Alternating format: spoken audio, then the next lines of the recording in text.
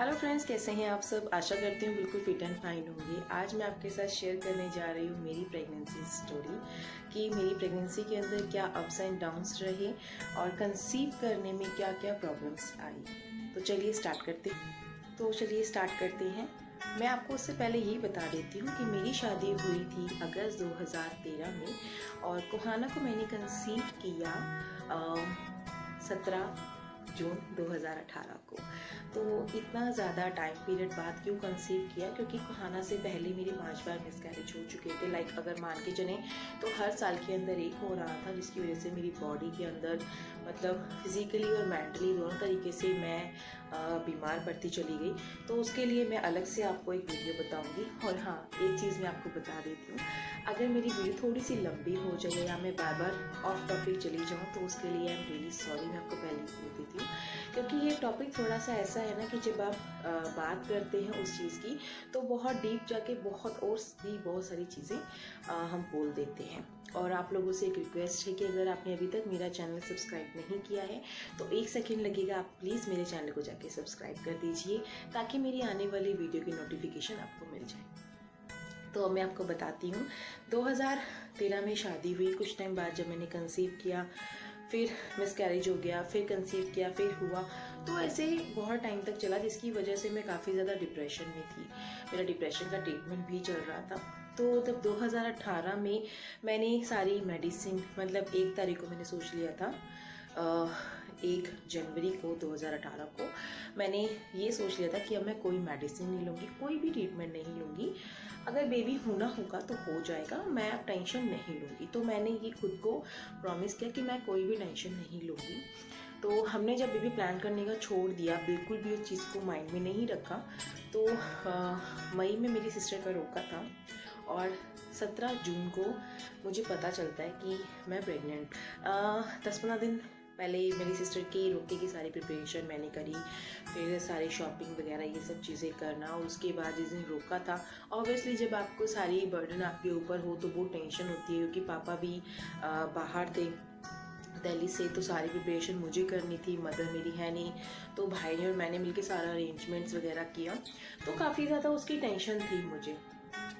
तो मुझे लगा कि शायद उसकी थकान हो रही है, मुझे खाना टाइम पे नहीं खा पा रहे थे टेंशन की वजह से, कि सब कुछ अच्छे से हो जाए। तो 10-15 दिन तक मेरे को बहुत ज़्यादा वीकनेस, उल्टियाँ आना और कुछ भी खाने का मन ना करना। लाइक मैं कुछ भी खाती थी मुझे वॉमिट हो जाती थी, काम नहीं कर पा रही थी, कुछ नहीं कर पा रही थी, बस लेटी जा रही थी। और इतनी ज़्यादा बॉडी के अंदर वीकनेस मुझे फील हो रही थी कि मुझे लग रहा था मेरे को वॉशरूम जाने के लिए भी बहुत एफर्ट डालने पड़ रहे हैं। तो गौरव ने बहुत ज़्यादा मुझे समझाया कि एटलीस्ट एक बार डॉक्टर के पास चल ले, कुछ प्रॉब्लम तो नहीं है। तो मैंने डॉक्टर को बताया कि ऐसे ऐसे मुझे खाने के बाद ही, और तो उनको लगा कि शायद फूड पॉइजनिंग। उन्होंने मुझे मेडिसिन दी और मैं इतनी ज़िद्दी, मैंने मेडिसिन नहीं खाई। 2 दिन बाद गौरव ने मुझे कहा, देखो भी कोई रिलीफ नहीं आ रहा तो हम सेकेंड डॉक्टर के पास चलते हैं। मैंने कहा मैंने मेडिसिन नहीं ली है, आप एक काम करो, आप यूपीटी किट लेके आ जाओ। तो उन्होंने कहा क्यों? मैंने कहा जस्ट मुझे बस चेक करना है पहले अपनी तसल्ली के लिए। तो मुझे अच्छे से याद है 17 जून को संडे का दिन था, विशाल घर पे था, विक्कू नहीं था, पापा भी जा चुके थे और गौरव भी अपने काम पे जा चुके थे। तो विशाल था। विशाल ने कहा भाभी कुछ खाओगे? मैंने कहा नहीं, मेरा कुछ मन नहीं कर रहा खाने का। तो उसके बाद मैं जाके लेट गई। फिर विशाल थोड़ी देर बताया, भाभी दरवाज़ा बंद कर रहा हूँ, मैं जा रहा हूँ। मैंने कहा आप ठीक हो ना, मैं रुकूँ, मैं चला जाऊँ? मैंने कहा आप चले जाओ, मैं ठीक हूँ। जैसे ही वो गया तो मैंने अपना सुबह उठ के ना टेस्ट किया, एंड जो किट होती है ना उसको मैंने लाके अपने रूम में रख दी कि एटलीस्ट किसी को ना दिखे। नहीं तो हर किसी के माइंड में ये आएगा ये फिर से उस चीज़ के बारे में सोच रही है, तो फिर से ये कहीं अपने आप को ज़्यादा बीमार ना कर ले उस चीज़ को सोच के। तो मैंने बस चेक किया, किट को लाके रख दिया रूम में और मैं सो गई। 11:30 के आसपास गौरव का फ़ोन आता है एंड वो मुझे बोलते हैं कि चेक किया था, क्या हुआ? मैंने चेक किया था, क्या चेक किया था? तो कहते हैं कि पागल हो गई है क्या, सुबह सुबह पी के बैठी है? मैंने कहा नहीं, बट हुआ क्या? फिर उसने मुझे बताया। मैंने कहा अच्छा हाँ, मैं भूल गई थी। तो मैंने, आप यकीन मानेंगे, मैंने टेस्ट किया और किट को मैंने एज इट इज़ ला के रख दिया। मैंने उसमें उस टाइम पे देखा भी नहीं, क्योंकि मेरा ना यूपीडी जो किट होती है उसमें कभी भी पॉजिटिव नहीं आया। तो मैं पता था कि नहीं आएगा तो क्यों टेंशन लूँ, मैंने ला के रख दिया। मैंने कहा ठीक है रुको, मैं 1 सेकेंड चेक करती हूँ। तो मैंने फिर उसको उठाया और चेक किया और मैंने देखा, मैंने कहा हाँ 2 लाइन है। क्या? मैंने कहा 2 लाइन है। मैंने कहा 1 सेकेंड रुको, भी करती हूँ। मैंने रखा, थोड़ी तसल्ली ली, सांस ली, क्योंकि मैं हमेशा 2 से 3 किट मंगा लेती हूँ एक बारी में जब मुझे ऐसा डाउट होता था। तो मैंने कहा अच्छा ठीक है, अब मैं थोड़ी देर में आपको करती हूँ, क्योंकि डॉक्टर आपको बोलते हैं कि जब भी आप टेस्ट करो तो आप सुबह सुबह सबसे पहले आप टेस्ट कर लो। तो मैंने क्या करा, वो टेस्ट मेरा पॉजिटिव आया एंड उसके बाद मैं वॉशरूम गई। मैंने 2 बार और चेक किया, उसमें भी पॉजिटिव आया। फिर मैंने गौरव को फ़ोन करके बोला फर्स्ट टाइम यूपीटी किट के अंदर पॉजिटिव आ रहा है। तो मैं अपने आप को अंदर से इतनी ज़्यादा एक्साइटेड थी, बट ऊपर से मैं अपने आप को कंट्रोल कर रही थी कि अभी मुझे एक्साइटमेंट नहीं दिखानी, कुछ नहीं दिखाना, क्योंकि कहीं ना कहीं जब भी मैं एक्साइटेड होती थी सब कुछ अच्छा होता था तो कुछ ना कुछ ऐसा हो जाता था कि मेरी सारी खुशियों में पानी फिर जाता था। तो मैंने वो एक्साइटमेंट जो है ना वो अपनी कंट्रोल करके रखी। तो हमने कहा कि चलो ठीक है, कल मंडे है तो हम कल चलते हैं एक बार डॉक्टर को दिखाने के लिए। अब पूरी रात मुझे उस चक्कर में नींद नहीं आई टेंशन की वजह से। अगले दिन हम लोगों ने सुबह सुबह डॉक्टर की अपॉइंटमेंट ली। 10 बजे के आसपास हम लोग क्लिनिक गए और डॉक्टर को पहले मैंने अपनी पूरी हिस्ट्री बताई, ऐसे ऐसे ऐसे ऐसे, और उसको मैंने वो किट दिखाया और उसने कुछ ब्लड टेस्ट के लिए बोला, तो ब्लड सैंपल भी मैं हैंड टू हैंड ले लिया। फिर उन्होंने हमें कहीं बाहर भेजा टेस्ट कराने के लिए कि आप ये जाके आप बाहर से करा के आओ, क्योंकि वहाँ पे उस टाइम पे वो डॉक्टर जिनका क्लिनिक था, जिनके पास हम गए थे, वो नहीं थी, उनकी जगह कोई और डॉक्टर थी। तो हम लोग जब वहाँ पे गए तो दूसरी डॉक्टर ने हमें बहुत अच्छे, मतलब दूसरी जो डॉक्टर थी रोजी मैम, वो भी बहुत अच्छी थी। उन्होंने बहुत अच्छे से मेरी सारी बातें सुनी, सारी बातें मेरी बहुत तसल्ली से, अच्छे से, इत्मीनान से। ये नहीं कि पेशेंट ज़्यादा है तो हड़बड़ी में नहीं ये कर दो वो कर दो, नहीं, पूरा अच्छे से सुना। उन्होंने मुझे और बोला कि बेटा आप जाओ, आप पहले अल्ट्रासाउंड करा के आ जाओ। तो जब मैं अल्ट्रासाउंड कराने के लिए गई तो वहाँ पे थोड़ा सा टाइम लग रहा था, तो मुझे घबराहट हो रही थी। तो मैंने गौरव को बोला यार मेरे से ना कंट्रोल नहीं हो रहा, मुझे ना घबराहट हो रही है। तो उसने कहा प्लीज़ माता तू अपना बीपी नॉर्मल रख, तू अपना टेंशन मत ले। मैंने अपना थोड़ा लंबी सांसें लेना चालू करी, अपने आप को शांत किया, और जब हम अंदर के गए तो उन्होंने हस्बैंड को जाने से मना कर दिया। फर्स्ट टाइम था जहाँ पे हस्बैंड को जाने से मना कर दिया, वरना हर जगह तो वो मेरे साथ जाता ही था जब भी मेरा अल्ट्रासाउंड होता था। तो उन्होंने जाने से मना कर दिया। जो सर, मतलब जो डॉक्टर मेरा अल्ट्रासाउंड कर रहे थे वो मेल थे। तो उन्होंने चेक किया एंड वो बहुत मतलब कहते हैं ना कि जब खुशी आनी होती है ना वो किसी भी तरीके से आपके पास आ जाती है। तो वो मतलब होंगे 40+ के, और वो इतनी उनके फेस पे एक एनर्जी, एक पॉजिटिव एनर्जी थी, और उन्होंने मुझे मेरी तरफ फेस करा, मुझे बोला कंग्रेचुलेशन, आप बिल्कुल परफेक्ट हैं, और बेबी की हार्ट बीट भी आ चुकी है। और मेरा उस टाइम पे मन था कि मैं ज़ोर से चिल्लाऊं और कूदूं, बट क्योंकि हम उस सिचुएशन में नहीं थे, उस एटमॉस्फेयर में नहीं थे कि मैं अपनी जो खुशी है उसको जाहिर कर सकूं। क्योंकि उससे पहले जब भी मेरा अल्ट्रासाउंड होता था ना तो हमेशा नेगेटिव ही मुझे रिप्लाई मिलता था। इनफैक्ट डॉक्टर तो मुझे बताता ही नहीं था, गौरव मुझे 1-2 दिन के बाद बताते थे कि हुआ क्या था, अल्ट्रासाउंड में आया क्या है। तो फर्स्ट टाइम ऐसा हो रहा था कि डॉक्टर मुझे कॉन्ग्रेचुलेशन कर रहे हैं और बहुत पॉजिटिव मुझे फील हो रहा है। उसके बाद हम गए डॉक्टर के पास। डॉक्टर ने सारी मेडिसिन वगैरह ट्रीटमेंट स्टार्ट कर दिया कि जिससे अभी दोबारा से सारी प्रॉब्लम्स ना हो। बहुत खुश थे हम लोग, लाइक मैं, विक्कू, गौरव, हम लोग बहुत खुश थे। बट ये था कि टेस्ट जो डॉक्टर ने कराने के लिए दिए थे तो उसकी जब तक रिपोर्ट नहीं आ जाती तब तक हम तीनों ने डिसाइड किया था कि हम किसी को नहीं बताएंगे जब तक उसकी रिपोर्ट नहीं आ जाती। तो एटलीस्ट हमें कंफर्म हो जाए कि सब कुछ सेफ है, उसके बाद हम सबको बताएंगे। तो हमने ना पापा को बताया, ना विशाल को बताया, ना मैंने अपनी फैमिली को बताया, किसी को हमने बताया नहीं। हुआ ये, हम डॉक्टर का सारा सब कुछ होने के बाद घर पहुँचे 3:30-4 बजे के आसपास। और घर जाते के साथ ही मुझे ब्लीडिंग होनी स्टार्ट हुई। जब ब्लीडिंग होनी स्टार्ट हुई मेरा फिर से रोना चालू, और मैंने गौरव को कहा कि यार हमेशा भगवान मेरे साथ ऐसा क्यों करता है।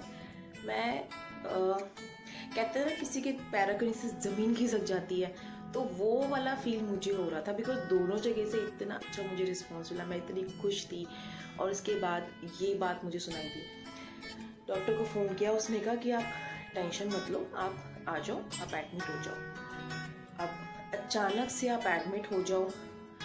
घर के अंदर अकेली फीमेल मैं थी और अभी हम किसी को बताना नहीं चाहते थे कि यार पता है क्या होता है, जब आप ज़्यादा लोगों को बताओ, कहते हैं ना ज़्यादा लोगों को बताने से दुख कम होता है, बट मेरे साथ ये प्रॉब्लम है, जितने लोग आके मेरे से हालचाल पूछते हैं, मेरे को बोलते हैं कि नहीं सब ठीक हो जाएगा ना, मुझे वो चीज़ ज़्यादा फील होती है।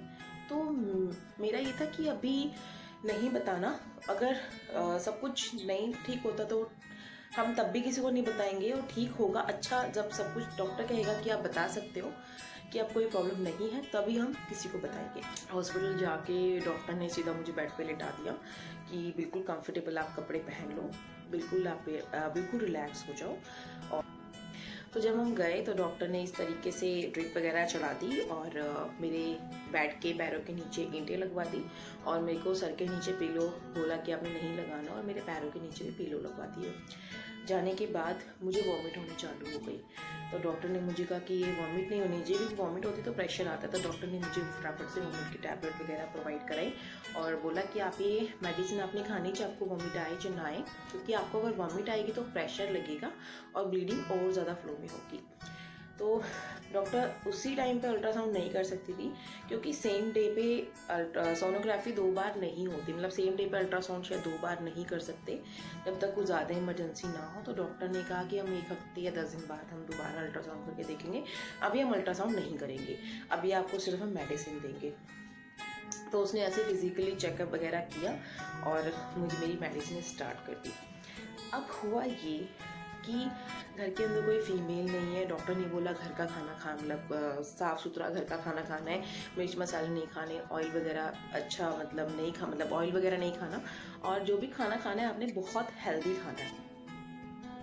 तो मेरे को ये था कि यार कहाँ से कैसे मैनेज करेंगे, क्योंकि जब आपने चीज़ें प्लान कर रखी हो ना तो आपको इजी होता है उसको सब चीज़ों को अच्छे से करने में।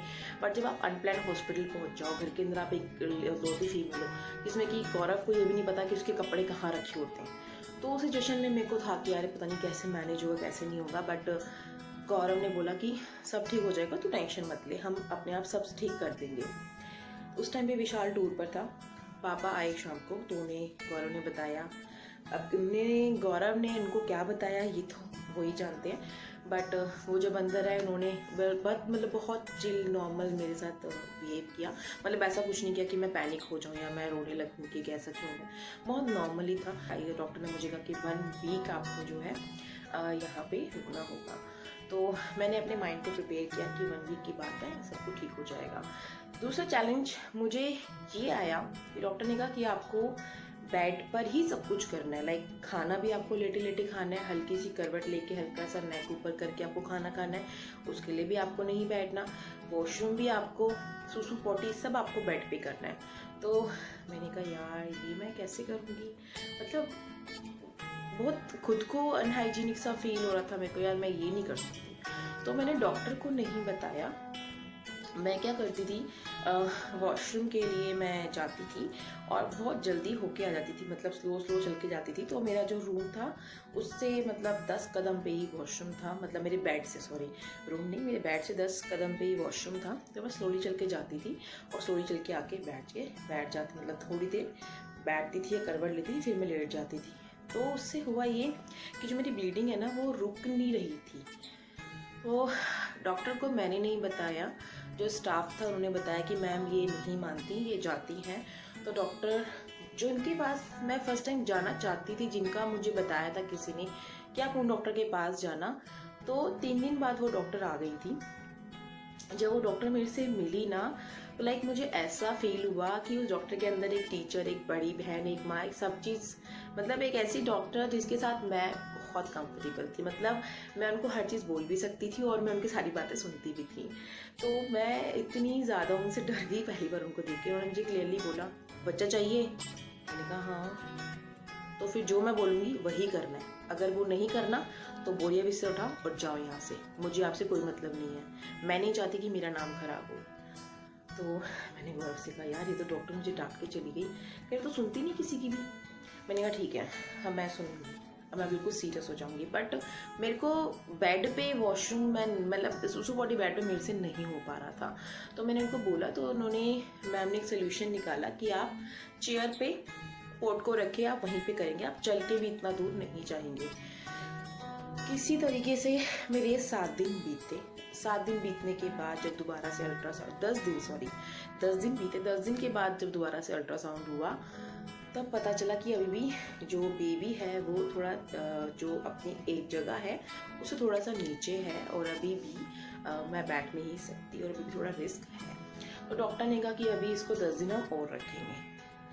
तो 10 दिन पूरा ना रख के 7 दिन के करीब मैं और हॉस्पिटल के अंदर रही। मेरी सिस्टर मेरे पास आ जाती थी दिन में।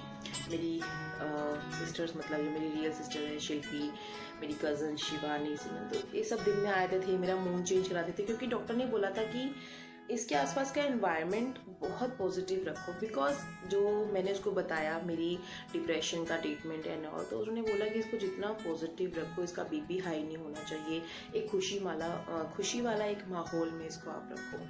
वहाँ से जो है ना असली प्रॉब्लम आनी चालू हुई, क्योंकि हॉस्पिटल तक ठीक है बेड पे रह सकती हूँ मैं। 17 दिन मेरे हो चुके थे। उसके बाद डॉक्टर ने कहा कि देखो आपको जब तक 3 मंथ्स कंप्लीट नहीं हो जाए, क्योंकि मेरे आई थिंक 6 मंथ थे, आई थिंक नहीं कंफर्म था, 6 मंथ था मेरा, 6 वीक था मेरा। तो 6 वीक की प्रेगनेंसी में मेरे को पता चला था, और डॉक्टर के अकॉर्डिंग जब तक मतलब मेरे 3 मंथ्स प्रेगनेंसी को 3 से 4 मंथ्स ना हो जाए पूरे, तब तक जब तक डॉक्टर मुझे ना बोले तब तक मेरे को बेड रेस्ट ही करना था, कुछ काम नहीं करना था। अब मेरे सामने ये बहुत बड़ी चुनौती आके खड़ी हो गई थी कि मैं कैसे करूँगी, बिकॉज मेरे घर में तो सारे जेंट्स हैं, सब ऑफिस जाने वाले हैं, मैं पीछे अकेले रहने वाली हूँ।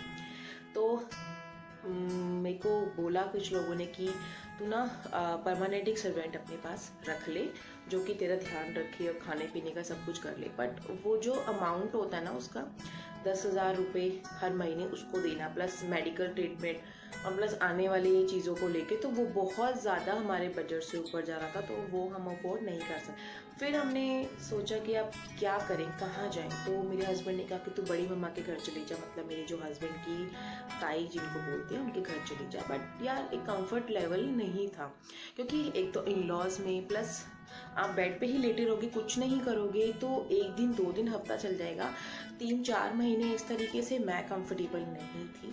तो मैंने मना कर दिया कि नहीं मैं वहाँ पे नहीं जाऊँगी। फिर उन्होंने मुझे कहा कि आप मामी के घर चले जाओ, मासी के घर चले जाओ।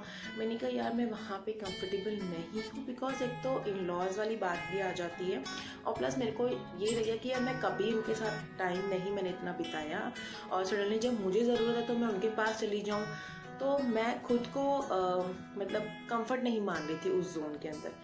तो मैंने गौरव को बोला कि सेकंड ऑप्शन हम ये कर सकते हैं कि मेरे फादर के घर पे मैं जाके रहूँ, क्योंकि मेरी सिस्टर की शादी होने में कुछ टाइम था, लाइक जून में पता चला और दिसंबर में उसकी शादी थी। तो जो हमारा मेन टाइम पीरियड था वो कवर हो जाएगा, और उसके बाद तो सब हम नॉर्मली अपनी जैसे लाइफ जीते हैं वैसे ही जिएंगे। तो उन्होंने हाँ कर दी, मेरे पापा ने भी हाँ कर दी, मेरी सिस्टर ने भी हाँ कर दी।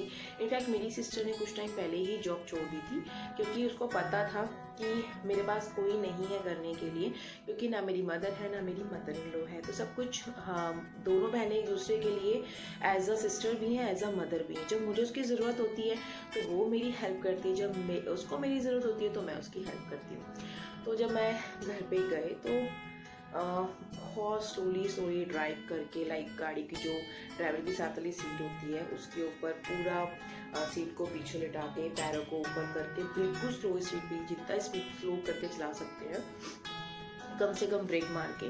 डॉक्टर ने क्लियरली बताया था कि आप इस तरीके से ड्राइव करके ले जाओ। और वहाँ पे मेरे को फर्स्ट फ्लोर पे चढ़ना था, तो फर्स्ट फ्लोर पर चढ़ने के बाद मैं 15 या 20 दिन बाद ही नीचे उतरती थी, जब मुझे डॉक्टर के पास चेकअप के लिए जाना होता था। वहाँ से मेरा जो घर था वो 1 घंटे की दूरी पे था ड्राइविंग में। तो ये थोड़ा सा ट्रैवलिंग का थोड़ा सेफ तरीके से मुझे ध्यान रखना पड़ता था कि मैं ट्रैवल के टाइम पे थोड़ा सेफ्टी रखूँ। दूसरी बात ये होती थी कि आधी बार नहीं, मतलब 80% मेरे साथ गौरव नहीं होते। अभी भी जैसे आपको दिखता ही है कि गौरव टूर पे होते हैं, तो ये चीज़ मेरे को हमेशा ना चुभती है कि मेरे को उस टाइम पीरियड पे सबसे ज़्यादा उसकी ज़रूरत थी और वो मेरे साथ नहीं होता था। लाइक कितनी बार ऐसा होता था कि मैं विक्कू के साथ जा रही हूँ, विक्कू मुझे पिक करने आया, फिर मुझे ड्रॉप करने आया, या कितनी बार शिल्पी मेरे साथ जा रही है या मेरी चाची मेरे साथ जा रही है, तो बहुत कम टाइम होता था कि वो मेरे साथ हो। इस चीज़ का ना हमेशा रहेगा। लाइक जब से उसने फर्स्ट टाइम किक मारी, जब उसने फर्स्ट टाइम मूव किया था, तो वो भी गौरव ने नहीं देखा सोनोग्राफी में, क्योंकि वहाँ पे वो था ही नहीं। बट ठीक है, इट्स ओके, काम भी ज़रूरी है।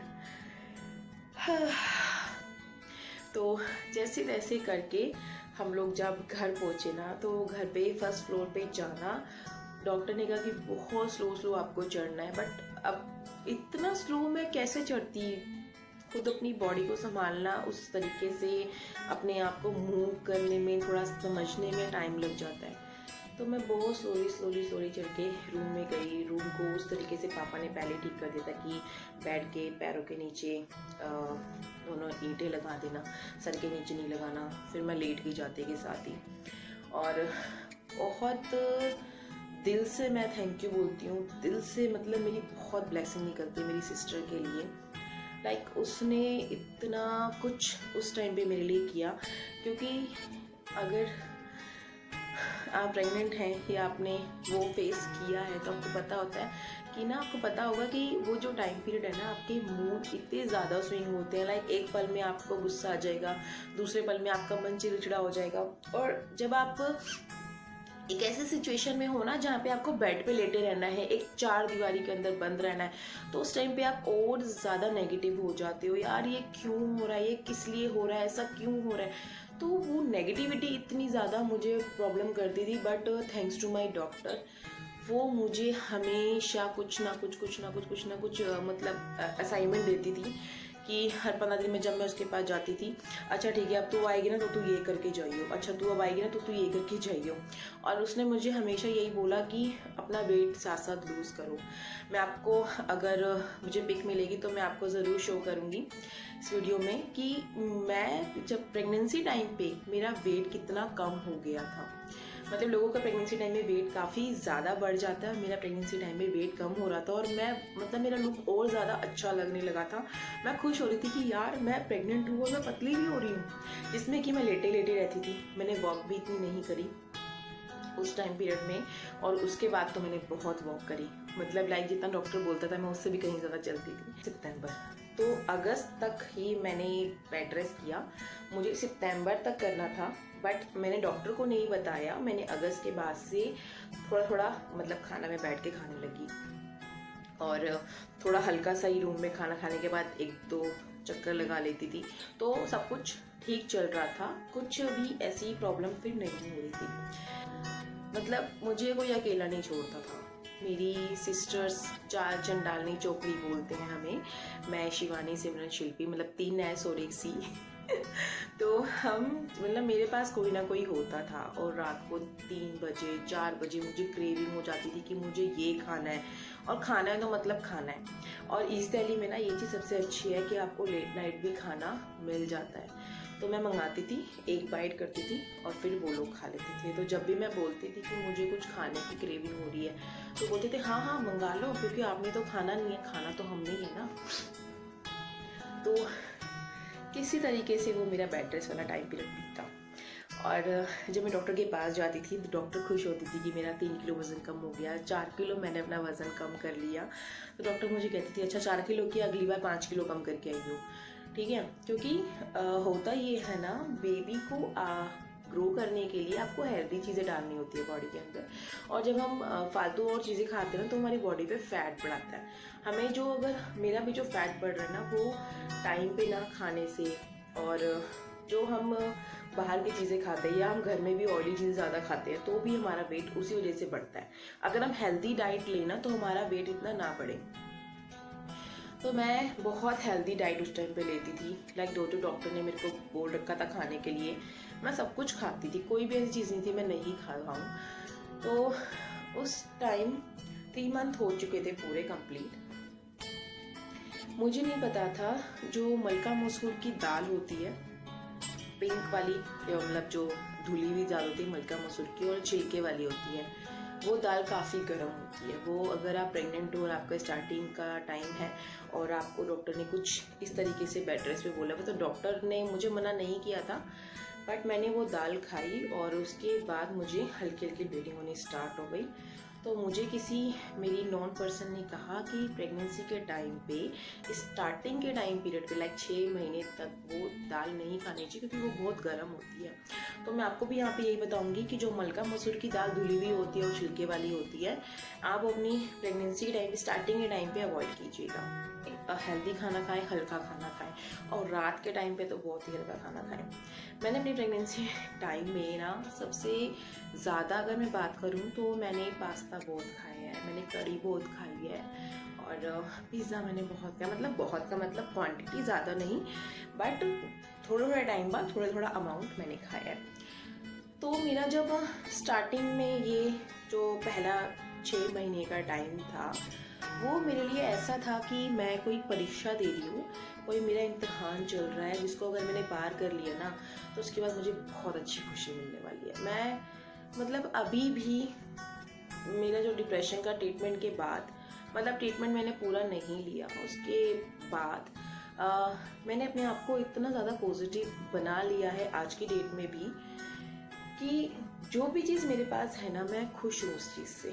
मैं कभी भी उस चीज़ का ये नहीं करती कि यार इससे ज़्यादा क्यों नहीं है, सिर्फ यही क्यों है। मैं सिर्फ बोलती हूँ जो है उसके लिए मैं खुश हूँ, उस चीज़ के लिए मैं कभी भी दुखी नहीं होती। तो मेरा जब 6 महीने का जो टाइम पीरियड निकल गया, उसके बाद जब मैं चलती थी, मेरे जो नेबर्स थे ना पापा के वहाँ पे, तो उनमें से नेबर्स को तो, कई नेबर्स को तो पता ही नहीं चलता था कि मैं प्रेग्नेंट, जब तक मैं ना बताऊँ, क्योंकि मेरी एक तो बॉडी स्ट्रक्चर, आपका चलने का तरीका मेरा नॉर्मल था।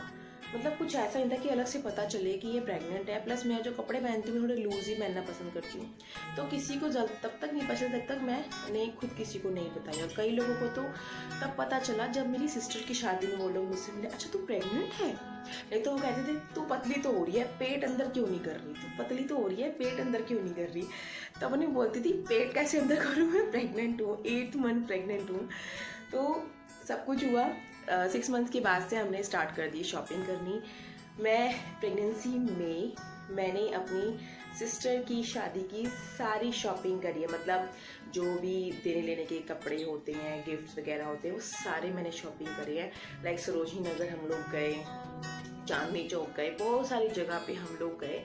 बट एक तो वॉशरूम का प्रॉब्लम होता है, तो उस चीज़ का मैंने बहुत ध्यान रखा। मैं अपने साथ स्प्रे लेके जाती थी और एक टाइम पीरियड लेके जाती थी, लाइक 2 घंटे, तो मतलब 2 घंटे अब हम निकल रहे हो और इस 2 घंटे के अंदर मुझे वापस घर आ जाना है, क्योंकि मुझे पता था मैं बाहर का कुछ नहीं खाऊंगी और उससे ज़्यादा मैं नहीं अपनी बॉडी को स्ट्रेस दे सकती, क्योंकि मुझे उसके बाद और भी सारे काम अपने करने हैं। मेरे हस्बैंड ने कहा कि अभी तू इधर आ जा। तो जब मैं वहाँ पे गई, तो वहाँ पे जो स्टेयर्स है ना, मेरे इन-लॉज में जो स्टेयर्स थी, मतलब जहाँ पे हम लोग रहते थे, तो रोहिणी के अंदर 3rd फ्लोर था। तो जब मुझे स्टेयर्स पे चढ़ के ऊपर जाना होता था, फिर स्टेयर्स के नीचे आना होता था ना, तो मुझे हल्की हल्की ब्लीडिंग होने लगती थी। तो डॉक्टर ने कहा कि इतनी स्टेयर्स आप मत चढ़ो, स्टेयर्स अवॉइड कर दो, बाकी स्ट्रेट आपको जितना चलना है चलो। क्योंकि एक तो वो स्टेयर्स 3rd फ्लोर प्लस वो खड़ी वाली सीढ़ियाँ जो होती है ना, वो वाली थी। तो जब मैं शॉपिंग के लिए भी जाती थी, जब मैं बाकी और काम के लिए भी जाती थी, तो मैं सबसे पहले यही देखती थी कि जिसके साथ मैं जा रही हूँ वो गाड़ी बहुत अच्छे से चलाए। जिस जगह पे मैं जा रही हूँ, मैं पहले उस जगह के बारे में पता करके रखती थी कि मुझे इतने ही एरिया के अंदर रहना है और वहाँ पे ना तो भीड़ हो, ना ही ऐसा कुछ माहौल हो कि मुझे डिस्कम्फर्ट फील हो या मेरी वजह से बच्चे को डिस्कम्फर्ट फील हो। तो सिर्फ 2 घंटे का टाइम पीरियड लेके मैं घर से बाहर जाती थी, उसके बाद मैं घर आके अपना लेट जाती थी, क्योंकि मुझे 8.5 मंथ, मतलब मेरी सिस्टर की शादी तक भी डॉक्टर ने मुझे लिटरली बोल रखा था कि अगर या तो चलो नहीं तो लेटो, बैठो बिल्कुल भी नहीं। क्योंकि यूट्रस के अंदर जो बेबी का एक बलून जिसमें बेबी होता है ना, वो अपनी जगह से थोड़े नीचे खिसकने लगता था। तो डॉक्टर को लगता था कि कहीं अनमिच्योर बेबी ना हो जाए। तो आप प्लीज़ इस चीज़ का ध्यान रखो, अगर आपको वॉक करनी है वॉक करो, ज़्यादा देर बैठो नहीं, ज़्यादा देर अपनी बॉडी को प्रेशर मत दो। और जब मैं वॉक भी करती थी तो एक बेल्ट आती है कई बारी, या कई बार बहुत सारे ऐसे आपके पजामे होते हैं जो आपके टमी को होल्ड करते हैं, तो उस तरीके का मैं पहन के वॉक करती थी, बिकॉज प्रेशर नहीं पड़ना चाहिए। तो बहुत अच्छे से जो मेरा प्रेगनेंसी टाइम पीरियड है वो निकलने लगा। मेरी सिस्टर की शादी के बाद मैं थोड़ा सा अकेला महसूस करने लगी, क्योंकि मेरे को डॉक्टर ने डेट दी थी फर्स्ट वीक फैब की, और कुहाना हुई है 20 जन को, मतलब 20 जनवरी को कुहाना हुई है, और फरवरी की फर्स्ट वीक डॉक्टर ने दी थी। तो मेरी सिस्टर की शादी हो गई 13 दिसंबर को। तो 13 दिसंबर के बाद मैं सोचती थी यार मैं क्या करूँ, बिकॉज वहाँ 3rd फ्लोर है, हमने घर शिफ्ट करना है, तो भी मैं वहाँ भी नहीं जा सकती, और यहाँ पे वो नहीं, तो मैं कैसे करूँ। मुझे बार बार रोना आता था, मैं उसको मिस करती थी। तो वो शादी के मतलब 10 दिन बाद वो फिर से कुछ दिनों के लिए रहने के लिए आ गए कि जब तक तेरी डिलीवरी नहीं जाती ना, मैं नहीं जाऊँगी तेरे को छोड़ के। तो थैंक्स कहूँगी मैं उसके इन-लॉज का, जिन्होंने उस टाइम पर सपोर्ट किया। तो वो आई, आज मुझे याद है 17 जनवरी को, मतलब 1 दिसंबर को मैं इतना ज़्यादा रो रही थी कि यार हम लोग घर में भी बैठे, मुझे न्यू ईयर सेलिब्रेट करना है, कहीं बाहर चलो कहीं बाहर चलो। बट बाहर इतना ज़्यादा क्राउड होता है ना कि डॉक्टर ने कहा कि नहीं लेके जाना है इनको बाहर। तो गौरा फिर भी मुझे घर से थोड़ी दूर पास में ही मॉल है V3S, अगर जो इजीली रहता हो उसे पता हो, V3S के अंदर मैकडी है। तो गौरा ने कहा तू वहाँ चल ले, जो तेरे को वहाँ से खाना वहाँ से खा के तू आ जा। तो मैंने कहा एटलीस्ट नाश्ते कुछ तो सही है। हम लोग वहाँ पे गए, बट वहाँ पे जाके भी मुझे अच्छा फील नहीं हुआ। मुझे डॉक्टर क्यों बताया हमने जाना है या क्यों पूछा जाना है, एटलीस्ट कभी तो मेरी सुन लिया करो, पर नहीं माने। उसके 3 दिन बाद 4 जनवरी को मुझे हल्का हल्का स्टमक में पेन होना चालू हुआ। मैं डॉक्टर को कॉल किया, मैंने कहा मैम मुझे इस तरीके से पेन हो रहा है। तो उन्होंने कहा ये नॉर्मल है, फिर बीच बीच में थोड़ी देर में आपको पेन होगा, तो वो फेक लेबर पेन कहते हैं शायद उसको। तो वो फेक लेबर पेन होते हैं, जो आपको लेबर पेन होगा वो आपको लगातार होता रहेगा और वो बढ़ता रहेगा। तो मेरे को थोड़े टाइम बाद पेन होते थे और वो बंद हो जाता था, पेन होता था फिर बंद हो जाता था। तो मैं उससे बहुत ज़्यादा इरिटेट हो गई। लाइक आप सो रहे हो, आपको नींद आ रही हो और आपको पेन हो रहा हो, लाइक जो डर चुके हैं ना, तो आप शायद समझ सकते हैं मैं क्या कह रही हूँ। तो बहुत ज़्यादा मेरे लिए वो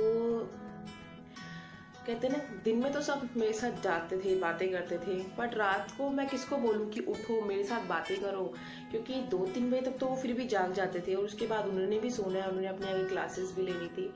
मैं सोचती थी यार अब मैं क्या करूँ। तो मैं रात को घूमती थी, पापा मुझे बोलते थे क्या हुआ, मैं आपको बता नहीं सकती क्या हो रहा है। मैं घूमती पापा क्या हुआ, मैं बता नहीं सकती क्या हो रहा है।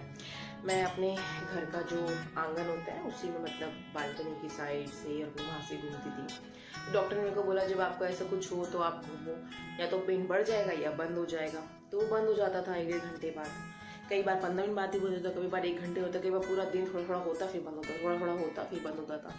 करते 17 तारीख को मुझे इतना गंदा पेन होना स्टार्ट हो। मैंने कहा अभी मेरे को डिलीवरी शायद अभी होगी, क्योंकि मैंने पूरे अपने माइंड को सेट कर रखा था कि मुझे नॉर्मल डिलीवरी करनी है। नॉर्मल डिलीवरी के लिए जितना कुछ भी होता है ना, वो सबकी सारी चीज़ें मैंने करी, सारी की सारी चीज़ें मैंने करी जो भी नॉर्मल डिलीवरी के लिए डॉक्टर ने मुझे कहा।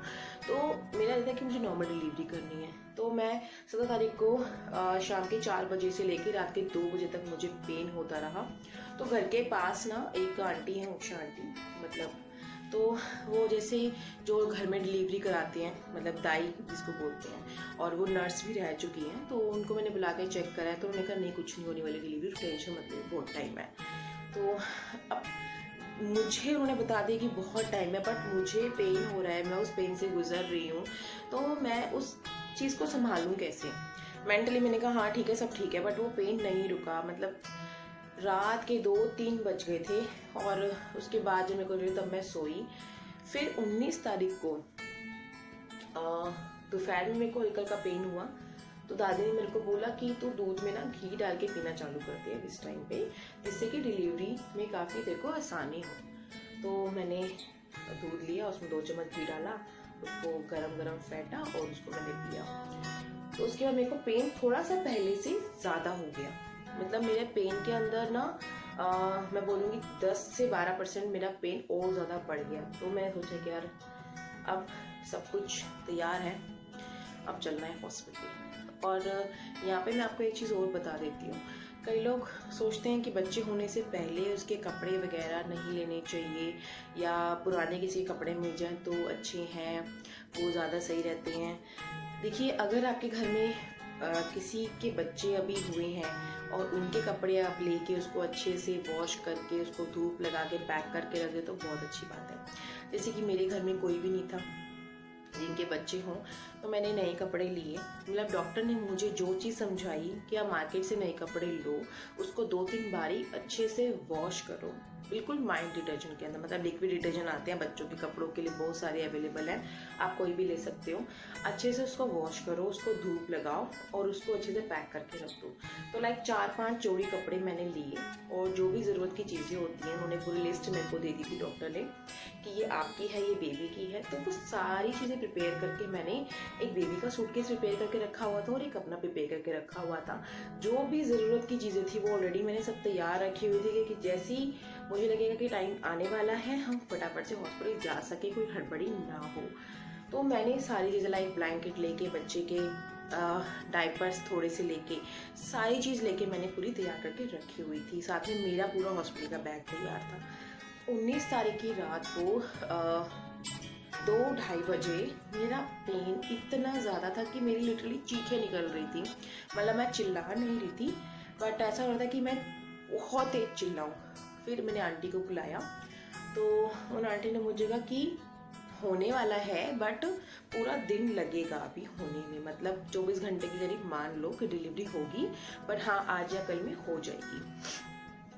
अब जिनकी नॉर्मल डिलीवरी होगी उन्हें पता है कि जो पेन होता है ना वो बहुत, मतलब ऐसा पेन होता है कि आप उसको बता भी नहीं सकते, बयां भी नहीं कर सकते। तो थोड़े थोड़े टाइम में रुक रुक के पेन होने लगा।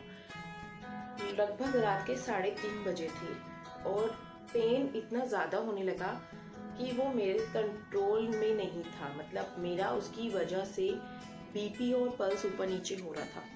तो आंटी ने मुझे कहा कि आप बेटा हॉस्पिटल चले जाओ, क्योंकि मुझे नहीं लग रहा कि आप कंट्रोल कर पा रहे हो, क्योंकि अगर आपका बीपी और पल्स ऊपर नीचे होगा तो बच्चे का भी होता ही है, तो कहीं कोई रिस्क ना हो जाए, तो आप बेटा हॉस्पिटल जाओ। मैंने अपने भाई को उठाया, सुबह 4 बजे गौरव को फ़ोन करा कि गौरव आप हॉस्पिटल पहुँचो, हम लोग यहाँ से जा रहे हैं और ऐसे ऐसे है। डॉक्टर को बोल दिया कि मैम ऐसे ऐसे प्रॉब्लम हो रही है, तो डॉक्टर ने कहा ठीक है आप आ जाओ। हम लोग गए, तो डॉक्टर ने चेकअप वगैरह किया। अगर आपको नॉर्मल चाहिए तो थोड़ा सा अपने आपको काम रखना होगा। बहुत ज़्यादा मतलब टेंशन ले रहे हो तो आपका बीपी हाई हो रहा है, जिसकी वजह से बच्चे की पल्स पे फ़र्क पड़ सकता है। तो मैंने कहा ठीक है, मैं कूल हो गई। मेरे को पता था कि मेरे को पेन हो रहा है, मैं मतलब इरिटेट हो रही हूँ, मैं रूट के अंदर चक्कर लगा रही हूँ। जाते के साथ ही मुझे ड्रिप चढ़ा दी, और ड्रिप के अंदर मतलब कुछ ना कुछ वो इंजेक्शन वगैरह डालते हैं जिससे कि डिलीवरी जल्दी हो जाए। साथ में मुझे एक इंजेक्शन लगा दिया। तो सब कुछ प्रोसेस अच्छे से चल रहा था। हम लोग हॉस्पिटल पहुंच गए थे 5 बजे के आसपास, और सुबह 10:30 बजे के आसपास का टाइम था। तो डॉक्टर ने चेकअप किया तो डॉक्टर ने कहा कि 10 सेंटीमीटर तक आपका जो है यूट्रस का जो मुंह है वो खुल चुका है, कुछ टाइम हो रहा है, आपकी डिलीवरी नॉर्मल हो जाएगी। बहुत नॉर्मल था। मैंने अपने माइंड को पूरी तरीके से प्रिपेयर कर लिया था कि अब नॉर्मल ही है सब कुछ, कोई टेंशन नहीं लेनी। उस पेन को मैं मतलब बहुत अच्छे से ना कंट्रोल कर पा रही थी। मैं बहुत अच्छे से उस पेन को कंट्रोल करते हुए करते शाम के 2 बज गए। अब मेरे साथ एक गलती क्या हो गई, कहते हैं क्या खा के पैदा हुआ है तू। तो मेरे माइंड में ना ये चीज़ बहुत चलती थी। मैं कहती थी यार गौरव मुझे ना छोले और कुलचे खाने हैं, तो गौरव कह रहे कुलचे खाने हैं, डॉक्टर ने बोला कुछ हल्का खाना है। तो मैंने कहा यार खिला देना, डॉक्टर को कौन बता रहा है जाके।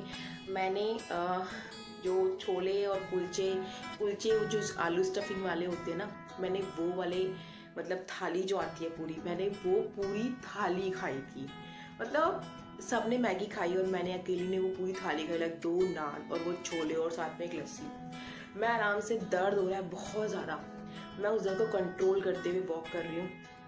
उसके बाद डॉक्टर ने हाँ नीचे बुलाती कि आप एक बार लेबर रूम में मुझे लेके गए चेकअप के लिए। तो जब मैं वहाँ पे गई मतलब उसके बाद से तो स्टेप ही चेंज हो गए मेरे, मतलब करवट ही बदल ली सारी सिचुएशन ने। मैं जब गई तो ऑलरेडी एक लेडी वहाँ पे थी और वो बहुत गंदी तरीके से चिल्ला रही थी, लाइक इतने गंदी तरीके से चिल्ला रही थी कि उसको देख के मेरे अंदर डर बैठ गया कि यार क्या होगा। और मेरा जो बीपी है वो 180 170 और बच्चे की पल्स रेट डाउन होती जा रही थी। तो डॉक्टर ने कहा घबरा क्यों गए हो? मैंने कहा मैं वो इतनी जोर से चिल्ला रही है, मेरे से कंट्रोल नहीं हो रहा, प्लीज़ मेरे को यहाँ से हटाओ। और वो लेडी इतनी तेज़ चिल्ला रही थी कि मेरा जो रूम था फर्स्ट फ्लोर पे था और वहाँ तक उसके चिल्लाने की आवाज़ आ रही थी। और मेरी जहाँ पे नॉर्मल डिलीवरी की सारी तैयारियाँ चल रही थी और मेरा बीपी कंट्रोल में ही नहीं आ रहा था। मेरे को गौरव समझा रहे हैं, मेरा भाई समझा रहा है कि प्लीज़ तू शांत हो जा, बेबी का पल्स रेट बढ़ रहा है। मैंने कहा मैं कुछ भी नहीं सोच रही, बट वो फिर भी कंट्रोल में नहीं आ रहा, मैं क्या करूँ। करते करते करते करते 30-45 मिनट्स निकल चुके थे। मेरे मामा जी डॉक्टर हैं, तो मेरे फादर ने पूछा था या भाई ने पूछा था, मुझे नहीं पता, कि क्या करना चाहिए। तो उन्होंने कहा कि आप कोई प्रॉब्लम नहीं है, इट्स नॉर्मल, आप जो आपके डॉक्टर बोल रहे हैं वही करो। फिर मैंने एक और अपने फ्रेंड से पूछा कि यार ऐसे ऐसे हो रहा है तो तुझे क्या देना चाहिए। तो उसकी ऑलरेडी ऑपरेशन से डिलीवरी थी, उसकी नॉर्मल डिलीवरी नहीं थी, तो उसको कुछ उसका एक्सपीरियंस नहीं था। मैंने कहा यार मैं किससे पूछूं, कोई भी ऐसा इंसान नहीं है जिसके साथ सेम ऐसी सिचुएशन हुई हो। क्योंकि कई बार लोग क्या कहते हैं ना कि डॉक्टर ने पैसा बनाने के लिए आपके साथ ऐसा ऐसा कर दिया, बट वहाँ पे वहीं का एक स्टाफ था जिन्होंने मतलब जिनके साथ रेगुलर जब हम जाते हैं तो एक अच्छा रिलेशन बन जाता है। तो उन्होंने मुझे बोला देखो बेटा कि पैसे बनाने वाली बात मैं आपसे नहीं करूँगी, मैं आपको सिर्फ एक चीज़ बता रही हूँ कि अभी जो बच्चे की पल्स रेट नीचे जा रही है ना, वो अगर 15 मिनट तक और नीचे जाएगी, ठीक है, तो आप ऑपरेशन करा लेना। अगर वो इतने पे रुकी हुई है तो आप वेट करो। तो मुश्किल से 10 मिनट भी नहीं हुए थे, बच्चे की पल्स रेट नीचे जा रही थी। उन्होंने बोला बेटा वेट मत करो, आप सिग्नेचर कर दो। तो फिर मैंने डॉक्टर को हाँ कर दी। डॉक्टर ने मुझे क्लियरली बोला टेंशन मत ले, ऑपरेशन इतना बड़ा हुआ नहीं होता, आजकल ऑपरेशन हर कोई करवाता है। बट यू नो माइंड के अंदर एक डर था कि यार ऑपरेशन के बाद मैं कैसे करूँगी, कैसे उठूँगी बैठूँगी, क्या क्या प्रॉब्लम्स आएंगी मुझे। तो वो नहीं, मैं उस चीज़ के लिए मेंटली प्रिपेयर थी। तो जब मुझे ले जाया गया ऑपरेशन थिएटर रूम में और एनेस्थीसिया लगाते हैं सबसे पहले, तो एनेस्थीसिया जैसे मुझे लगाने के बाद तो वैसे पटकते हैं ना कि मतलब हम इंसान नहीं है, पता नहीं क्या है। ऐसे फटाफट से उन्होंने मुझे लिटाया और हाथों को ऐसे कर दिया और मैं वहाँ पे चिल्ला रही हूँ कि मुझे उल्टी आ रही है, उल्टी आ रही है। डॉक्टर ने कहा उल्टी क्यों आ रही है, क्या खाया था तुमने? मैंने कहा छोले कुलचे। कहती तेरे को यहीं पे पिटना है कि बाद में जाके पिटेगी? मतलब उस टाइम पे मेरा ऑपरेशन चल रहा है और डॉक्टर और मैं ऐसी बातें कर रहे हैं और जिन्होंने मुझे एनेस्थीसिया लगाया था वो जो थे वो सर थे, उन्होंने मतलब लिटरली मुझे ये बोला माता जी चुप हो जाओ, कितना बोलोगी, डेली शॉप की लेडीज से भी ज़्यादा आप बोलती हो। मैं पूछ रही हूँ आप मेरी कितनी लेयर कट कर रहे हो, आप मेरा बच्चा तो नहीं बदल दोगे, आप मेरा बच्चा किसी और को तो नहीं दे दोगे। लाइक उस टाइम पे ना मैं पता नहीं क्या क्या और पटांग चीज़ें उनसे पूछ रही थी। और जब बेबी हो गया ना तो उन्होंने मुझे काफ़ी देर तक नहीं बताया। मैंने कहा प्लीज़ बता दो ना क्या हुआ है, प्लीज़ बता दो ना क्या हुआ है। तो कह रही जब तू चुप होगी ना मैं तेरे को तब बताऊंगी क्या हुआ है। मैंने कहा प्लीज़ दिखा दो मेरे को मेरा बच्चा, प्लीज़ दिखा दो। तो कह रही मैं दिखाऊंगी, तू पहले चुप हो जा, अपना जो मीटर है ना वो बंद कर ले, नहीं तो मैं तेरे को बेबी अभी नहीं दिखाऊंगी। मैंने कहा अच्छा ये बता हुआ क्या है? उन्होंने कहा गर्ल हुई है। मैंने कहा अच्छा ठीक है मैं चुप हूँ। मैं 2 सेकंड चुप रही और उसके बाद फिर पूछा गर्ल ठीक है, वेट कितना है उसका? उसने कहा इसको एक और इंजेक्शन लगाओ, इसको सोने के लिए डालो। मैं नहीं सो रही, मतलब मुझे एनेस्थीसिया चढ़ा हुआ है, मुझे नशा हो रहा है। और मैं जैसे आपने देखा होगा ना लोग ड्रिंक करने के बाद बोलते हैं, तो मुझे ऐसा लग रहा था कि मैं वैसे बोल रही हूँ। मुझे सब कुछ पता है कि वो किस तरीके से कैसे कैसे कर रहे थे, कैसे उन्होंने बेबी को बाहर निकाला और मतलब उसको पिछू पे पीटा भी, क्योंकि वो रोने के लिए तैयार नहीं हो रही थी, तो उसको पीटा भी पिछू पे, रैप करके ले गई। और उन्होंने फिर बोला कपड़े हैं इसके? मैंने कहा हाँ इसके पापा को बोल दो फर्स्ट डे वाले कपड़े दे देंगे, क्योंकि मैंने लिखा हुआ था पैकेट बना के कि जब वो बेबी पैदा हो तो उसको ये पहनाना है। क्योंकि मुझे ना पता था कि मेरे को बेबी गर्ल होने वाली है। तो कैसे पता था वो मैं आपको आगे ज़रूर वीडियो में बताऊंगा। रखा था कि फर्स्ट डे पे मेरे को उसको वो पहनाना है, मतलब नाम हमने नहीं सोचा था। तो हुआ सब कुछ। उसके बाद वो स्टिचेस लग रहे थे मेरे को। अब मेरे स्टिचेस लग रहे हैं, अंदर कंट्रोल कहाँ है, बेबी को तो देखना है ना। अब पता नहीं मुझे स्टिचेस लगते लगे, जैसे उन्होंने बोला शांत हो जाओ। शांत होने के बाद मुझे नहीं पता कितनी देर बाद मुझे रूम से बाहर निकाला, कब मुझे दूसरे रूम में शिफ्ट किया। मुझे बस इतना याद है कि मुझे लिफ्ट में ले जा रहे थे, तब मेरे पास कुछ लोग थे और मुझे जब उठा के उन्होंने बेड पे शिफ्ट करा तब आसपास कुछ लोग थे और मैं उनको बोल रही थी मेरे को ठंड लग रही है, प्लीज़ मुझे ब्लैंकेट दे दो, प्लीज़ मुझे सॉक्स पहना दो। तो आई थिंक मुझे शायद रिया ने सॉक्स भी बनाई थी। तो सब लोग थे और सब लोग ना, मतलब मैं देख रही हूँ कि मैं बेड पे लेटी हुई हूँ, मेरी बार बार खुल के मैं देख रही हूँ, क्योंकि एक्चुअली मुझे लगा कि मेरे को एनेस्थीसिया का नशा उस टाइम पे हो रहा था जिस टाइम पे होना चाहिए था। उस टाइम पे तो मैं बड़बड़ करे जा रही थी, तो उस टाइम पे तो मैं पूरी एक्टिव थी। बट बाद में तो मुझे ऐसा लगा कि मुझे पूरी बॉटल पिला दी डॉक्टर ने और मैं आराम से सो रही हूँ। मैं बार बार ऐसे उठ के देख रही हूँ तो सब मेरे आसपास है, लाइक बड़ी मम्मा, बड़े पापा, स्वाति, पवन, गौरव, विशाल, विक्कू, मेरी सिस्टर, मेरा भाई, मेरे पापा, मेरी भाभी, शिवानी, सिमरन, मतलब मुझे सब दिख रहे हैं धीरे धीरे धीरे धीरे धीरे धीरे। पर उसमें मुझे कोई नहीं दिख रहा जो मेरे पास हो, मेरे को ऐसे कर रहा हो, सब ठीक है नहीं है। और मैं सबको देख रही हूँ, सब छोटे बेबी को लेकर इधर से उधर कर रहे हैं। मेरे पास सिर्फ 1 सेकंड के लिए बेबी को ऐसे लाए, कोई फोटो उन्होंने क्लिक करी, फिर बेबी को ले गए। अच्छे से सेलिब्रेट कर दिया क्योंकि इतने सालों बाद बच्चा हुआ घर के अंदर और विक्कू के बाद छोटा बच्चा वही आई घर के अंदर। सब लोग इतना खुश थे। विक्कू सबसे ज़्यादा खुश तो विक्कू था, क्योंकि मेरे से भी ज़्यादा ना विक्कू दुआएं मांगता था कि जल्दी बेबी आ रहा है, जल्दी छोटा बेबी आ जाए। वो हमेशा बोलता था भाभी कबूतरों ने अंडे दे दिए, हमारे घर में छोटा बेबी कब आएगा। तो वो तो बहुत ज़्यादा खुश था क्योंकि वो सबसे छोटा था घर के अंदर और उससे भी छोटा कोई और आ गया। और उसके बाद केक कट हुआ, डॉली, मामी, मामा सब आए, सब लोग बलून वगैरह भी लेके आए थे, जहाँ तक मुझे याद है पिंक कलर के बलून थे। केक कट किया था और मेरे को कहीं ना कहीं अंदर से इतनी मेरा मन करता कि मैं उठ के चिल्लाऊं, नाचूं कि मेरे पास बेबी आ गया है और उन लोगों को फ़ोन करके बोलूं जिन्होंने मुझे बोला था कि तू तो बांझ है, तेरे तो बच्चे ही नहीं होंगे, तू तो माँ बनने के लायक ही नहीं है। आज की डेट में जब वो लोग देखते हैं ना मेरी हाथ में मेरी बेटी को, तो वो लोग ऑटोमेटिक ही उनकी नज़रें नीचे हो जाती हैं और वो मेरे सामने से निकल के चले जाते हैं।